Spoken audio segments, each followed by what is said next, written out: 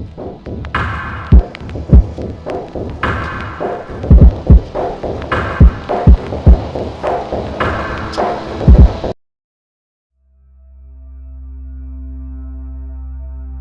जो मैं आपको 2 खौफनाक भूतिया कहानियां सुनाने वाली हूँ वो मैंने खुद लिखी है। आपको मेरा ये प्रयास कैसा लगा? कहानी सुनने के बाद कमेंट करके बताइएगा जरूर। चलिए कहानी की शुरुआत करते हैं। ठंड का मौसम था और रात का समय तकरीबन रात के 11 बज रहे थे। विराज जो कि एक ट्रेन में बैठा हुआ था। कोहरे को चीरती हुई ट्रेन तेज रफ्तार से रेल पटरी पर दौड़ रही थी और अब ये ट्रेन 5-10 मिनट बाद ही राजगढ़ स्टेशन पहुंचने वाली थी। कोहरे को चीरते हुए चलने वाली ये ट्रेन अब धीरे धीरे करके उसकी रफ्तार कम हो रही थी और अब बस 2 मिनट बाद ही वो राजगढ़ स्टेशन पहुंचने वाली थी और कुछ ही देर बाद वो उस स्टेशन पर आकर रुक गई। विराज ने नोटिस किया कि बहुत ही कम लोग उस स्टेशन पर उतर रहे थे और जो कुछ लोग उतर रहे थे वो बहुत ही जल्दी में और हड़बड़ाहट में थे। जल्दी इस बात की नहीं कि उन्हें ट्रेन से नीचे उतरना है, बल्कि उनके चेहरे पर एक अजीब सा खौफ नजर आ रहा था। विराज को ये सब चीजें कुछ समझ नहीं आ रही थी।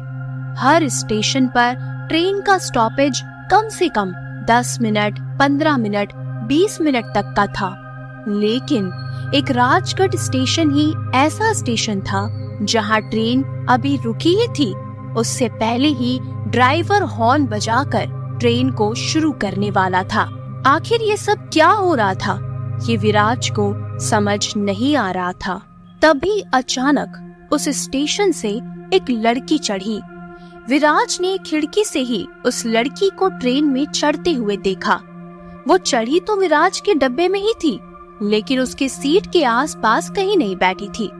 विराज को वो लड़की उसके बाद नजर नहीं आई। उसे लगा कि शायद आगे के किसी बर्थ पर बैठी होगी। उसके बाद विराज ऐसे ही खिड़की के पास बैठे हुए स्टेशन को निहार रहा था। तभी उसकी नजर एक चीज पर पड़ी जो दूर से ही काफी चमकती हुई नजर आ रही थी।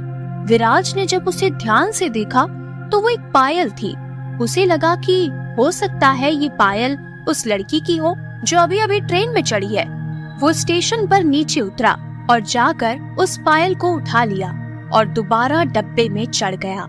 और अब विराज उस लड़की को ढूंढने लगा ताकि वो ये पायल उसे वापस कर सके। तभी विराज को वो लड़की उसके डब्बे में ही नजर आ जाती है। वो उस लड़की से पूछता है, मैम ये पायल आपकी है? तभी वो लड़की अपने पैरों की तरफ नजर घुमाती है। उसकी एक पायल उसके पैर से गायब थी। वो कहती है, हाँ ये मेरी ही पायल है। विराज उस लड़की को उसकी पायल लौटा देता है। वो लड़की उसे थैंक यू कहती है और विराज उसे वेलकम कहकर दोबारा अपनी सीट पर आकर बैठ जाता है। तभी अचानक विराज सोचता है, ट्रेन स्टार्ट होने का हॉर्न तो कब का बज चुका था, फिर भी ट्रेन अभी तक चली क्यों नहीं? इतनी देर से इसी स्टेशन पर रुकी है। उसके बाद विराज अपनी घड़ी में टाइम देखता है। 12:01 हो रहे थे। विराज ने सोचा, काफी देर हो गई है, एक काम करता हूँ, अब सो जाता हूँ। ये सोचकर वो अपनी सीट पर लेट जाता है। तभी अचानक ट्रेन का हॉर्न बजता है और धीरे धीरे करके ट्रेन धीमी रफ्तार से आगे बढ़ने लगती है। वो धीमी गति अब तेज रफ्तार पकड़ चुकी थी और अब ट्रेन दोबारा तेज गति से आगे बढ़ने लगती है और राजगढ़ स्टेशन अब काफी पीछे छूट चुका था। विराज जो कि अपनी सीट पर लेटा हुआ था और सोने की कोशिश कर रहा था, वो बस इधर से उधर करवटें बदल रहा था, लेकिन उसे नींद नहीं आ रही थी। तभी ट्रेन अगले स्टेशन पर रुकती है। विराज उठकर स्टेशन देखता है तो स्टेशन पर बोर्ड लगा था जिस पर लिखा था कोसाबा स्टेशन। वैसे तो रात काफी हो चुकी थी, लेकिन विराज को नींद भी नहीं आ रही थी और अब उसे भूख भी लगने लगी थी। उसने स्टेशन पर देखा तो उसे कुछ स्टॉल नजर आई। वो नीचे उतरा और कुछ चिप्स के पैकेट्स लेकर वापस आ गया। ट्रेन अभी तक स्टेशन पर रुकी हुई थी।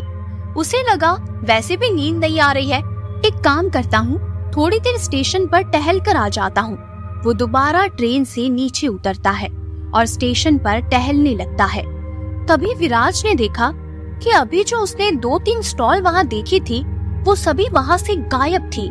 यहाँ तक कि पूरे स्टेशन पर एक इंसान भी नजर नहीं आ रहा था। पूरा कोसाबा स्टेशन एक वीरान कब्रिस्तान की तरह नजर आ रहा था, बिल्कुल सन्नाटा। विराज को कुछ समझ नहीं आया, क्योंकि जब वो पहले इस स्टेशन पर उतरा था तो उसे कुछ लोग यहाँ चहल पहल करते हुए नजर आ रहे थे, पर इस बार दूर दूर तक कोई भी नहीं था। पूरा स्टेशन पूरी तरह से वीरान था, लेकिन वो इस चीज को नजरअंदाज कर देता है। वो सोचता है रात काफी ज्यादा हो गई है, शायद इसीलिए सब लोग चले गए होंगे और स्टेशन पर कोई नहीं है। ये सोचकर वो अपने जेब से ईयरफोन निकालता है। ईयरफोन लगाकर म्यूजिक चालू करके वो मस्ती से गाने सुनते हुए उस सुनसान रेलवे स्टेशन पर टहलने लगता है। तभी अचानक विराज को ऐसा महसूस होता है जैसे उसके पीछे से कोई भाग कर गया है। विराज अपने ईयरफोन हटाता है और पीछे मुड़कर देखता है, लेकिन वहाँ पर तो कोई भी नहीं था। तभी विराज दोबारा अपने ईयरफोन लगाकर म्यूजिक सुनते हुए स्टेशन पर टहलने लगता है, लेकिन तभी विराज के कंधे पर कोई हाथ रखता है। इस बार विराज डर के मारे तुरंत पीछे मुड़कर देखता है, लेकिन दोबारा वहाँ कोई भी नजर नहीं आता। अब विराज काफी ज्यादा घबरा गया था। वो अपने ईयरफोन और अपना मोबाइल दोबारा जेब में रख देता है और आसपास बस ढूंढने लगता है, लेकिन उसकी नजरों के सामने तो सिर्फ एक वीरान स्टेशन था, जहां दूर दूर तक कोई था ही नहीं। विराज अपने आप से कहता है, आखिर मेरे कंधे पर किसने हाथ रखा था और पहले भी जैसे कोई साया यहाँ से भाग कर गया था। ये सब मेरा वहम नहीं हो सकता। तभी विराज डर के मारे ये सोचने लगता है, क्या करूं, इस स्टेशन पर टहलूं या रहने दो। वो ये सोच ही रहा था कि तभी ट्रेन का जोरदार हॉर्न बजता है और विराज चौंक जाता है। फिर वो जल्दी से दोबारा ट्रेन में चढ़ जाता है और अपनी सीट पर जाकर चुपचाप बैठ जाता है। घबराहट के मारे उसका पूरा शरीर पसीने से भीग चुका था। ठंड के मौसम में भी मानो उसका शरीर भट्टी की तरह तपने लगा था। अब विराज अपनी सीट पर बैठा हुआ बस यही सोच रहा था कि अभी अभी उसके साथ स्टेशन पर क्या हुआ था। ये सोचते हुए वो काफी घबरा रहा था, इसीलिए वो चुपचाप अपनी सीट पर सोने की कोशिश करने लगा, लेकिन उसे नींद नहीं आ रही थी। वो दोबारा उठकर बैठ गया। उसका मन अब बेचैन हो उठा था। तभी अचानक विराज ने देखा कि उसकी आंखों के सामने उसकी सीट के पास से कोई साया तेजी से भाग कर गया और वो आकृति किसी लड़की की नजर आ रही थी। अब विराज बहुत ज्यादा डर गया था। उसे लगने लगा कि ये तो शायद वही लड़की है जिसे मैंने कुछ देर पहले पायल दी थी। विराज यही सब सोच रहा था कि अगर वो वही लड़की थी तो मुझे सिर्फ उसका साया क्यों नजर आया और वो इतनी तेजी से क्यों भागी। वो ये सब सोच ही रहा था कि तभी अचानक ट्रेन के अंदर जोरदार किसी लड़की के चिल्लाने की आवाज आई। तभी विराज चौंक कर अपनी जगह खड़ा हो जाता है। उसे समझ नहीं आया कि आखिर अभी अभी ये सब क्या हुआ। वो अपने आसपास देखता है तो सभी लोग अपनी सीट पर सो रहे थे। उसे समझ नहीं आ रहा था कि इतनी तेज चीखने की आवाज आई फिर भी कोई उठा क्यों नहीं। वो डिब्बे में यहाँ वहाँ जाकर उस लड़की को ढूंढने लगा कि हो ना हो ये चीखने की आवाज उसी लड़की की थी, पर उसे आसपास कोई भी नजर नहीं आ रहा था और सभी लोग अपनी अपनी सीट पर चुपचाप सो रहे थे। विराज को ये सब बहुत अजीब लग रहा था। तभी उसने सोचा, हो ना हो ये सब मेरा वहम ही होगा। इस खौफनाक अनुभव के बाद अब उसे नींद तो नहीं आ रही थी, लेकिन फिर भी वो दोबारा अपनी सीट पर सोने की कोशिश करने लगा। पर ये तो सच था कि घबराहट अब उसके अंदर इतनी ज्यादा बढ़ चुकी थी कि वो चाहकर भी अब सो नहीं सकता था। विराज दोबारा बेचैन होकर अपनी सीट पर बैठ गया और खिड़की के बाहर से बस नजारे देखने लगा। ट्रेन जो अभी भी अपनी तेज गति से पटरी पर दौड़ रही थी। विराज खिड़की से बाहर पेड़ पौधों को निहार रहा था और अपने साथ घटी इस अजीब घटना के बारे में सोच ही रहा था कि तभी अचानक विराज ने देखा कि खिड़की के बाहर से वही लड़की विराज को घूर रही थी। उस लड़की की आंखें अब पूरी तरह से लाल हो चुकी थी। उसका चेहरा कुचला हुआ था और दिखने में वो बहुत ज्यादा भयानक लग रही थी। वो एक टक नजरों से बस विराज को घूरे जा रही थी और घूरते घूरते अचानक वो एक खौफनाक मुस्कान देती है और उसके मुस्कुराते ही उसके मुंह से खून टपकने लगता है। तभी विराज चौंक कर खिड़की से दूर हट जाता है। उसका दिल बैठ जाता है कि अभी अभी उसने ये क्या देखा। तभी वो लड़की भी वहां से गायब हो जाती है। विराज, जिसका पूरा शरीर अब डर के मारे कांप रहा था, उसके मुंह से एक शब्द भी नहीं निकल रहा था। वो दोबारा डरते सहमते खिड़की से थोड़ा दूर होकर अपनी सीट पर बैठ जाता है। कुछ पल के लिए वो अपनी आंखें बंद कर लेता है और जैसे ही वो अपनी आंखें दोबारा खोलता है, उसके सामने वाली सीट पर वही लड़की बैठी होती है। अब विराज जोरदार चिल्लाता है। उस लड़की को देखकर उसका दिमाग फिर गया था। वो चिल्लाकर सीट से उठकर यहाँ वहाँ भागने लगता है। उसकी ये चीख सुनकर डिब्बे में मौजूद सारे लोग घबरा कर उठ जाते हैं कि आखिर इतनी जोर जोर से ट्रेन में इतनी रात को कौन चिल्ला रहा है। तभी सारे लोग विराज को डब्बे में इधर उधर भागते हुए देखते हैं। कुछ लोग विराज को पकड़कर उसकी सीट पर बिठाते हैं, उसे पानी पिलाते हैं और उससे पूछते हैं, क्या हुआ, तुम इतने घबराए हुए क्यों लग रहे हो। तभी विराज अभी तक की हुई सारी घटना उन लोगों को सुनाता है और बोलते बोलते ही वो डर के मारे जोर जोर से रोने लगता है। उसके बाद उन लोगों में से एक बूढ़ा आदमी विराज को शांत करवाते हुए उसे राजगढ़ स्टेशन की सारी कहानी सुनाता है। वो बूढ़ा आदमी कहता है, बेटा, ये बात आज से 15-20 साल पुरानी है। राजगढ़ स्टेशन पर एक लड़की ट्रेन में चढ़ रही थी, लेकिन तभी ट्रेन शुरू हो जाती है और उसका ध्यान नहीं रहता। ट्रेन थोड़ी तेज हो जाती है और वो लड़की भागकर ट्रेन को पकड़ने की कोशिश करती है, पर तभी उसका पैर फिसल जाता है और वो उसी ट्रेन के नीचे कुचलकर मर जाती है। तभी से कहते हैं कि राजगढ़ स्टेशन पर आज तक उस लड़की की आत्मा घूमती है। जब वो स्टेशन आने वाला था, तभी ट्रेन के अंदर सारे लोग चुपचाप सो गए थे और जितने भी लोग ट्रेन से नीचे उतरे थे वो सब भी बिल्कुल चुपचाप थे।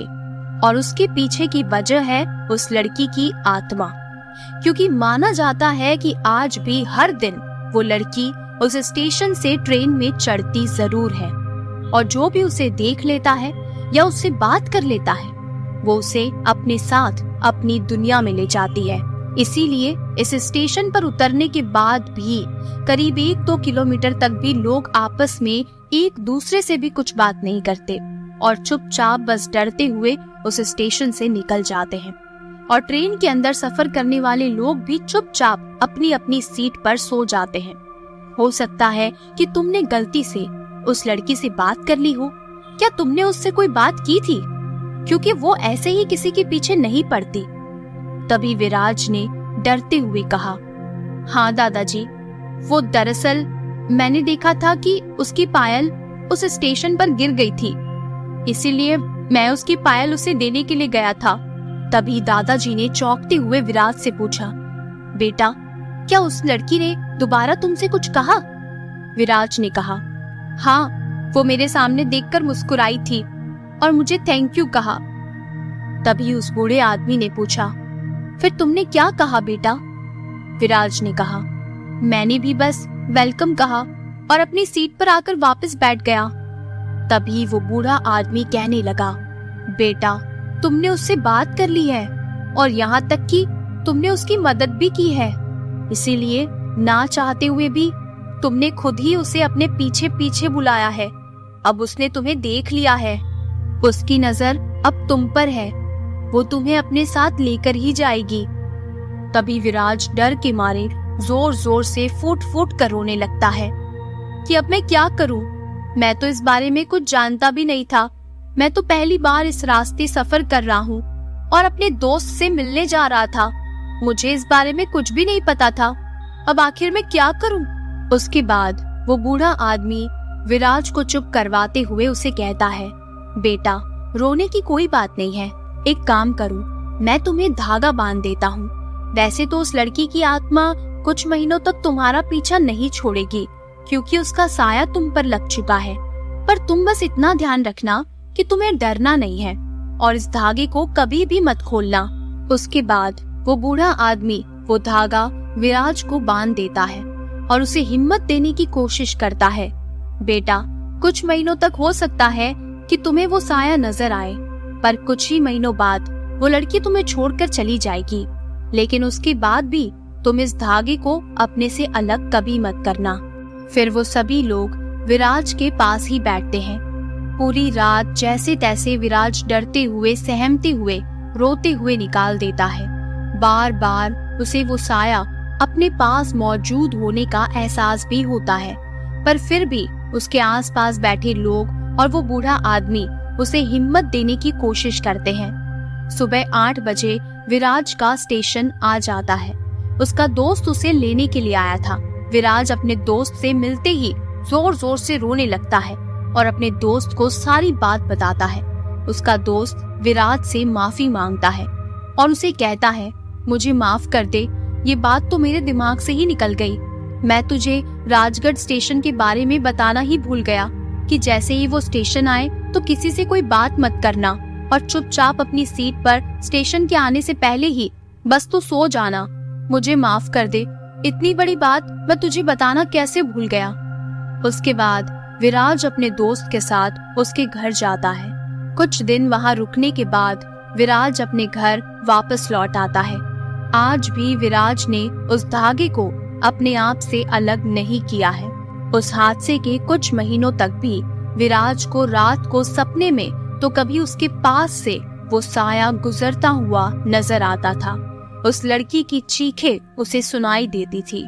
उसका वो कुचला हुआ चेहरा, उसकी वो भयानक मुस्कान और उसके चेहरे से टपकता खून उसे कई बार नजर आया। पर उसने जैसे तैसे करके अपने आप को संभाला। उसने अपने परिवार को भी ये सारी बात बता दी थी। उसका परिवार भी उसे पूरी हिम्मत देने की कोशिश करता था। फिर कुछ महीनों बाद सब कुछ दोबारा सामान्य हो गया, लेकिन उस हादसे को विराज अपनी जिंदगी में दोबारा कभी याद भी नहीं करना चाहता। और यहाँ तक कि उसके बाद से विराज ने ट्रेन में सफर करना ही छोड़ दिया। लेकिन एक बार विराज के दोस्त के पापा की तबीयत बहुत ज्यादा खराब हो गई। इमरजेंसी थी। उसके दोस्त को उसकी बहुत ज्यादा जरूरत थी।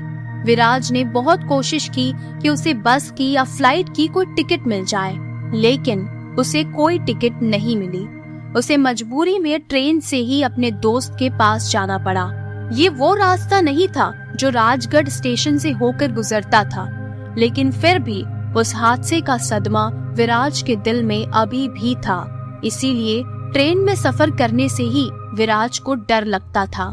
पर फिर भी उसने अपने दिल को मनाने की कोशिश की कि ये सफर उस स्टेशन से होकर नहीं गुजरता, इसीलिए ज्यादा डरने की कोई जरूरत नहीं है। उसके बाद वो ट्रेन में बैठ जाता है। रात के करीब 1 बजे विराज सो रहा था। तभी अचानक उसे ऐसा महसूस हुआ जैसे उसके सामने की सीट पर कोई लड़की आकर बैठी है। उसे पायलों की आवाज सुनाई दी थी। विराज को गहरी नींद नहीं आई थी, इसीलिए वो पायलों की आवाज बिल्कुल अच्छे से सुन सकता था। विराज की आंख खुली तो उसने देखा कि उसके सामने की सीट पर एक लड़की बैठी है। उसकी लाल लाल आंखें चमक रही थी। ये देखकर विराज थोड़ा सा डर गया। उठकर उसने ध्यान से उस लड़की को देखने की कोशिश की तो वो बहुत ज्यादा डर गया। और जब विराज ने ध्यान से देखा तो उसे पता चला कि ये वही लड़की है। और उसके बाद विराज की नजर उसके हाथ की कलाई पर गई तो विराज के हाथों में वो धागा नहीं था। और जैसे ही विराज की अगली नजर उस लड़की की तरफ गई तो वो लड़की दोबारा से एक भयानक मुस्कान देती है और फिर से उसके मुंह से खून टपकने लगता है। कहानी आपको कैसी लगी मुझे कमेंट करके जरूर बताइएगा। अगर आपको ये कहानी पसंद आई है तो मेरे चैनल को जरूर सब्सक्राइब कीजिए।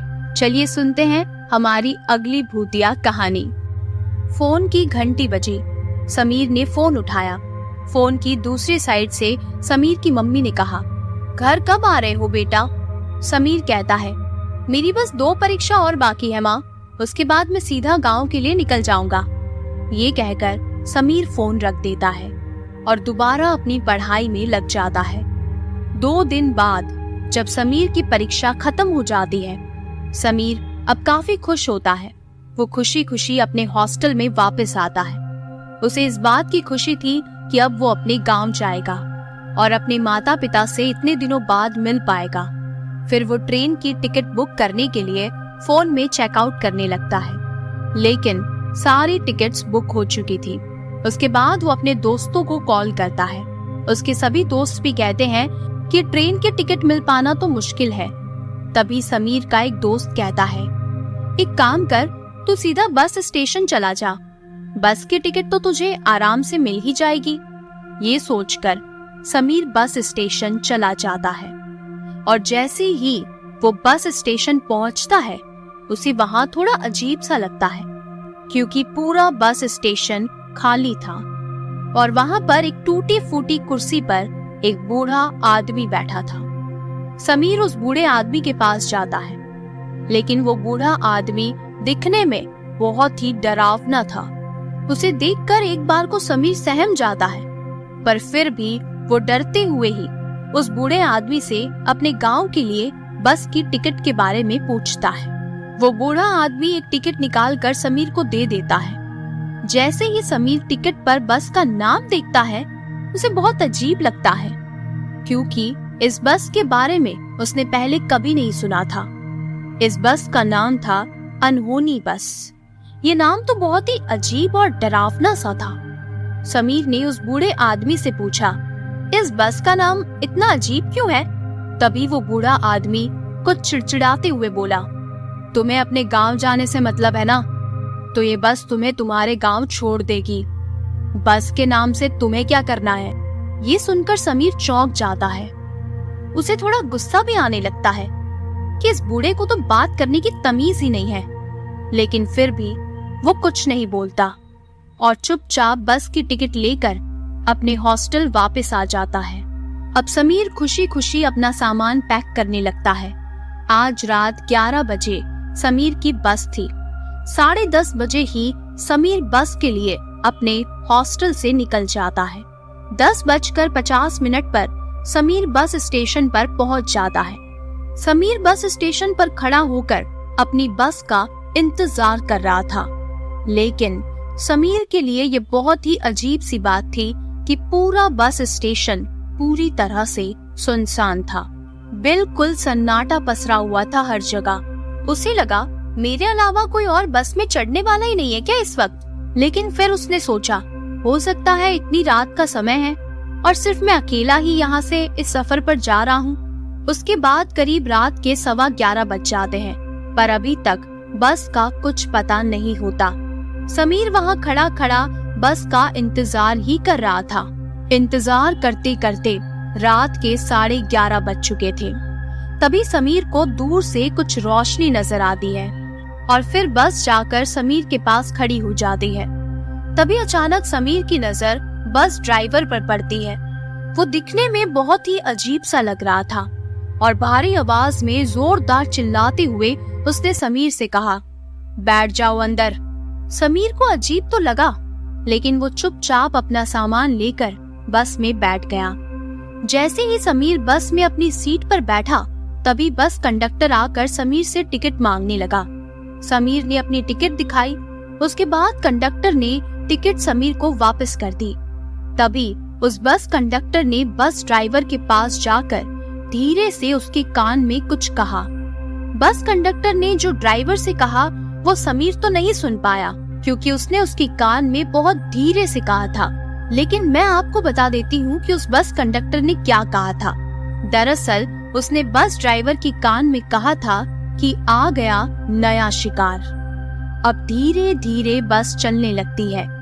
समीर के लिए चीजें बहुत ही अजीब थी, क्योंकि पूरी बस खाली पड़ी थी, लेकिन बस में बहुत सारा लगेज भरा हुआ था। अब समीर बस की विंडो सीट पर बैठ जाता है और बाहर का नजारा देखने लगता है। खिड़की से ठंडी ठंडी हवाएं आ रही थी। समीर अब बस अपने मम्मी पापा से मिलने की खुशी में खोया हुआ था। तभी बस चलते चलते एक और बस स्टैंड पर रुक जाती है और 2 लोग बस के अंदर चढ़ जाते हैं। ये देखकर अब समीर को थोड़ी राहत महसूस होती है कि चलो मैं अकेला नहीं हूँ।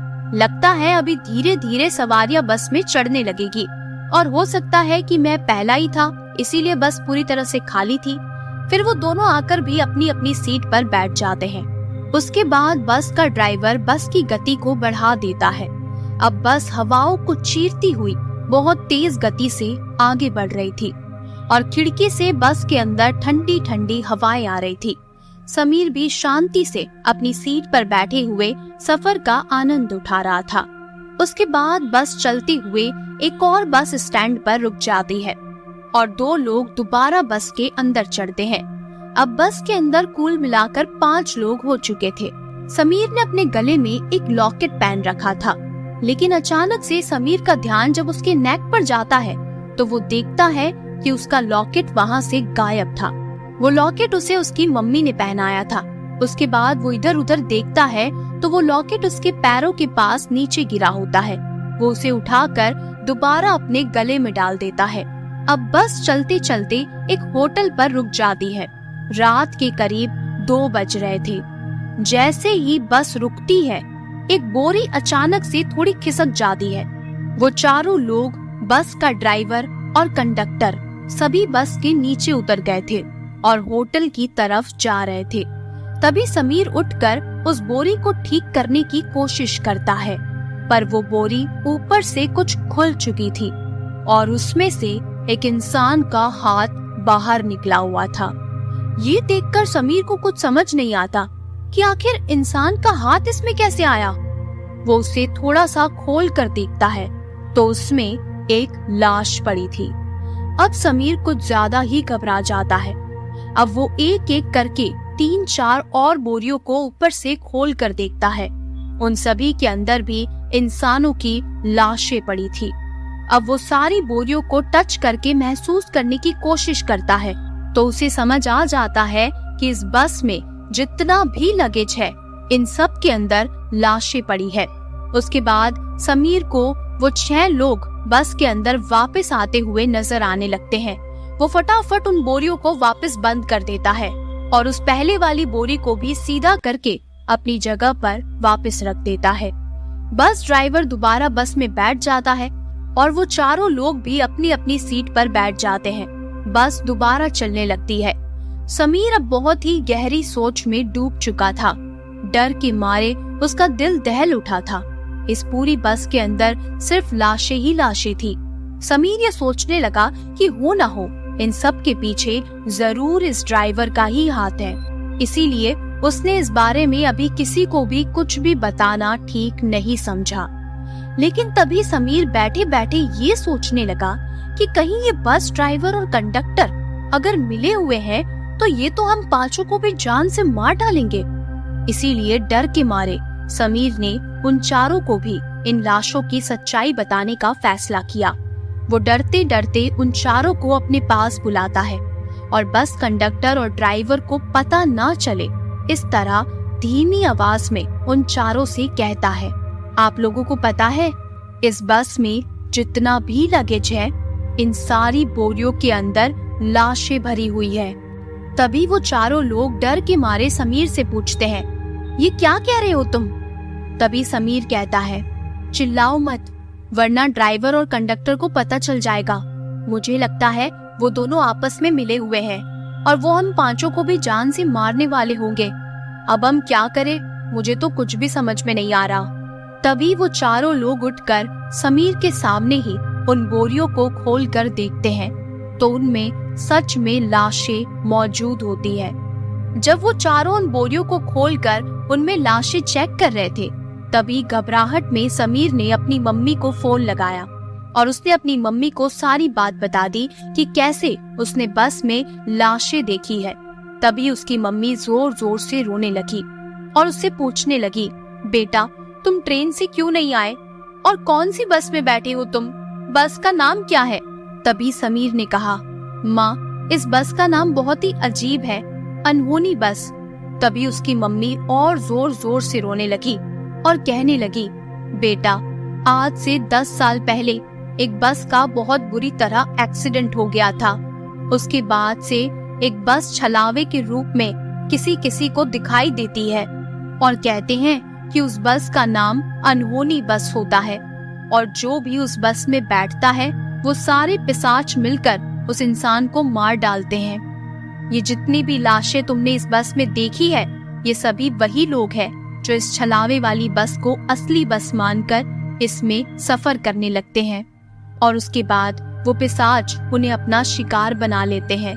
बेटा तुम्हारे साथ जो भी लोग मौजूद हैं, तुम उन सब लोगों को इस बारे में कुछ भी मत बताना और अपने चेहरे पर बिल्कुल भी डर मत आने देना और जैसे ही तुम्हें मौका मिले तो चालाकी से उस बस से नीचे उतरकर कहीं भाग जाना और दोबारा उन लोगों के हाथ मत लगना।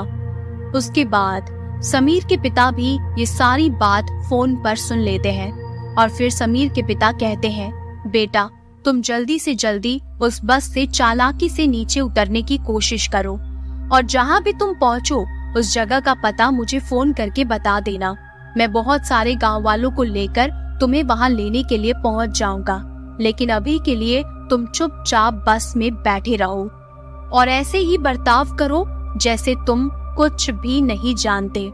समीर की डर के मारे अपने मम्मी पापा को ये बताने की हिम्मत भी नहीं हो रही थी कि वो पहले से ही उन पिशाचों को सच्चाई बता चुका था। डरते सहमते हुए वो बिना कुछ बोले ही फोन काट देता है और जैसे ही वो फोन रखता है वो देखता है कि 2 पिशाच उसकी तरफ घूर कर उसे ही देख रहे थे और बहुत ही अजीब तरह से मुस्कुरा रहे थे और दिखने में वो बहुत ही डरावने लग रहे थे। और बाकी के वो 2 पिशाच वहां जाकर उस बस ड्राइवर और कंडक्टर को चिल्लाते हुए कहते हैं कि इस लड़के को सब पता चल गया है। अब समीर अपनी जगह पर बैठा हुआ डर के मारे कांप रहा था और वो बस ड्राइवर, कंडक्टर और वो चारों लोग भी धीरे धीरे करके समीर के पास आने लगे थे और बस अपने आप चल रही थी। अब वो 6 पिशाच मिलकर समीर के आसपास घेरा बनाकर खड़े हो गए थे। समीर बहुत ज्यादा डर रहा था। डर के मारे उसके मुंह से एक शब्द नहीं निकल रहा था। वो बहुत ही ज्यादा डरावने लग रहे थे और अजीब तरीके से मुस्कुरा रहे थे। तभी अचानक न जाने क्या हुआ, वो जाकर अपनी अपनी सीट पर वापस बैठ गए और वहां बैठे बैठे ही बस समीर को घूरने लगे। ड्राइवर भी बस नहीं चला रहा था, बस अपनी सीट पर बैठे हुए समीर को घूरे जा रहा था और बस यूं ही अपने आप चलती जा रही थी। समीर को कुछ भी समझ नहीं आ रहा था कि ये लोग चाहते तो अभी मुझे मार सकते थे, पर ये लोग वापस दूर जाकर क्यों बैठ गए और ये इस तरह मुझे क्यों घूर रहे हैं। समीर का डर बढ़ता ही जा रहा था। वो इतना ज्यादा डर रहा था कि उसके लिए अब ये डर बर्दाश्त कर पाना भी बहुत मुश्किल हो रहा था, क्योंकि उसे अच्छे से पता था कि वो 6 पिशाचों के सामने बैठा है। अब अचानक वो बस ड्राइवर दोबारा बस चलाने लगा और उसने बस की स्पीड बहुत ज्यादा तेज कर दी थी और वो बस को इतनी गंदी तरह से चला रहा था जैसे मानो वो बस का एक्सीडेंट करना चाहता हो। समीर को अब कुछ भी समझ नहीं आ रहा था कि आखिर ये लोग उसे मार क्यों नहीं रहे और ये सब कुछ क्या हो रहा है।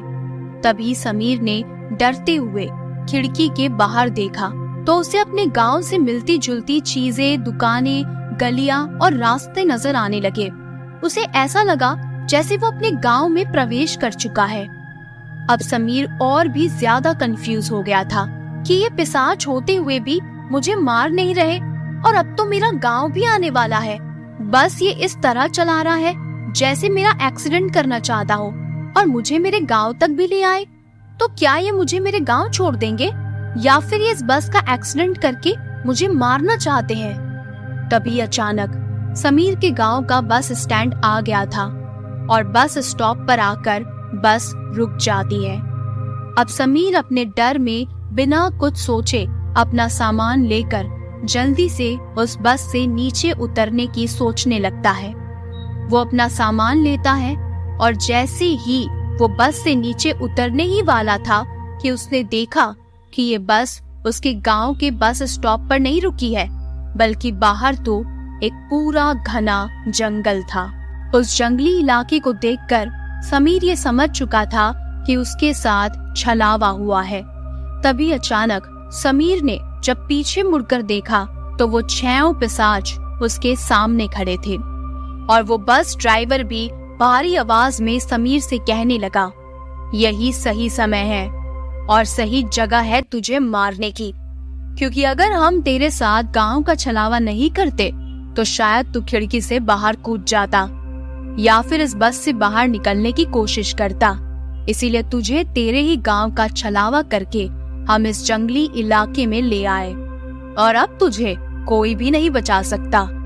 समीर उन पिशाचों को अपने सामने देखकर और उस बस ड्राइवर की बातें सुनकर अपनी मौत को स्वीकार कर लेता है। वो ये स्वीकार कर चुका था कि आज मेरा मरना तय है। अब समीर अपनी जिंदगी को बचाने की उम्मीद खो चुका था। उसे ये समझ आ चुका था कि आज उसका अंतिम दिन है और अब कुछ ही समय में वो भी इन लाशों की ढेर में से एक होने वाला है। लेकिन फिर भी समीर एक आखिरी कोशिश करता है अपनी जान बचाने की। वो जल्दी से उस बस से नीचे उतरता है और उस जंगली इलाके में भागने लगता है। तभी वो 6 पिशाच उसके पीछे पीछे बस से नीचे उतरते हैं और पीछे से ही वो बस ड्राइवर जोरदार आवाज में समीर से कहता है, आज तो तू बच गया। ये सुनकर समीर को कुछ समझ नहीं आता, लेकिन फिर भी वो अपनी पूरी ताकत लगाकर वहां से भागने की कोशिश करता है। भागते भागते वो जंगल के बाहर निकल जाता है और एक हाईवे के रास्ते पहुंच जाता है। तभी उसे ये एहसास होता है कि ये हाईवे तो उसके गांव की तरफ ही जाता है। वो चलते चलते टैक्सी के लिए लिफ्ट मांगने लगता है। तभी एक टैक्सी आकर रुकती है। वो जल्दी से टैक्सी में बैठता है और उसे अपनी गांव का पता बताता है और उसे कहता है कि जल्दी से मुझे मेरे गांव छोड़ दो। वो टैक्सी ड्राइवर उसे उसके गांव तक छोड़ देता है। टैक्सी से नीचे उतरकर समीर जैसे ही उस टैक्सी ड्राइवर को पैसे देने लगता है, तभी वो देखता है कि वो टैक्सी ड्राइवर और कोई नहीं बल्कि वही पिशाच, वही बस ड्राइवर था। उसे देखकर समीर के हाथों से पैसे नीचे गिर जाते हैं। वो डरते सहमते हुए भागकर अपने घर पहुंचता है। घर पहुंचकर वो देखता है कि सारे गांव वाले और उसके माता पिता उसके घर पर मौजूद थे। सभी लोग बहुत ज्यादा डरे हुए और परेशान थे और समीर के कॉल का इंतजार ही कर रहे थे कि जैसे ही समीर उन्हें कॉल करे तो वो लोग उसे लेने के लिए वहां चले जाए। उसके बाद समीर अपने साथ घटी उस पूरी कहानी को अपने माता पिता और गांव वालों से कहता है। समीर ये समझ नहीं पा रहा था कि आखिर उन पिशाचों ने उसे क्यों छोड़ दिया और यहाँ तक कि एक पिशाच तो उसे उसके घर तक छोड़कर चला गया। तभी समीर की माँ ने कहा, बेटा, जब तू शहर जाने वाला था पढ़ाई करने के लिए तो मुझे तेरी बहुत फिक्र हो रही थी। इसीलिए मैंने एक बहुत बड़े नामी तांत्रिक बाबा से तेरे लिए लॉकेट बनवाया था। उस लॉकेट को मुझे देते हुए तांत्रिक बाबा ने कहा था कि ये लॉकेट तुम्हारी सारी काली शक्तियों से रक्षा करेगा और यहाँ तक कि अगर कोई काली शक्ति तुम्हें नुकसान पहुँचाने की भी कोशिश करे तो वो चाहकर भी तुम्हें नुकसान नहीं पहुँचा पाएगी, बल्कि वो तुम्हारी ही मदद कर देगी। ये सुनकर समीर हैरान रह जाता है। समीर के माता पिता और गांव वाले उसे अपने गले से लगा लेते हैं। इस हादसे का समीर के दिमाग पर बहुत बुरा असर हुआ था। करीब 1-2 महीने तक वो इस घटना से उबर नहीं पाया। कुछ दिनों बाद वो सामान्य तो हो गया, पर उस हादसे का सदमा आज भी समीर के दिल में जिंदा था। समीर अब दोबारा कभी शहर गया ही नहीं। वो उसी गांव में अपने माता पिता के साथ ही रहने लगता है। तभी एक दिन समीर के दोस्त का कॉल आता है और वो समीर से कहता है, मैं तुझे सरप्राइज देने के लिए तुझसे मिलने आ रहा हूँ। मैं बस में बैठ चुका हूँ। ये सुनकर समीर चौंक जाता है और उसे पूछता है, तू कौन सी बस में बैठा है? तभी समीर का दोस्त कहता है, यार बस का नाम तो बहुत ही अजीब है, अनहोनी बस, और पता नहीं पूरी बस में बस सामान ही सामान भरा पड़ा है और 4 लोग हैं जो मेरे सामने बैठे हैं। ये सुनकर समीर के हाथों से फोन नीचे गिर जाता है। तो कैसी लगी आपको ये कहानी? मुझे कमेंट करके जरूर बताइएगा। इन दोनों कहानियों में से आपको कौन सी कहानी ज्यादा अच्छी लगी, जरूर कमेंट कीजिए। ये दोनों कहानियाँ मैंने खुद लिखी है। आपको मेरी लिखी हुई कहानी कैसी लगी, पसंद आई या नहीं, प्लीज जरूर बताइएगा। और अगर आपको मेरा वीडियो पसंद आया है तो मेरे वीडियो को लाइक और चैनल को सब्सक्राइब जरूर कीजिए, क्योंकि आपका एक सब्सक्राइब मुझे बहुत ज्यादा सपोर्ट करेगा। वैसे अगर आप भी अपनी कोई हॉरर स्टोरीज मेरे साथ शेयर करना चाहते हैं तो मेरी इंस्टा आईडी आपको डिस्क्रिप्शन में मिल जाएगी। आप वहां जाकर अपनी हॉरर स्टोरीज मेरे साथ शेयर कर सकते हैं। चलिए, ऐसी ही और भी भूतिया, रहस्यमय और डरावनी कहानियों को सुनने के लिए मेरे चैनल से जुड़े रहिएगा।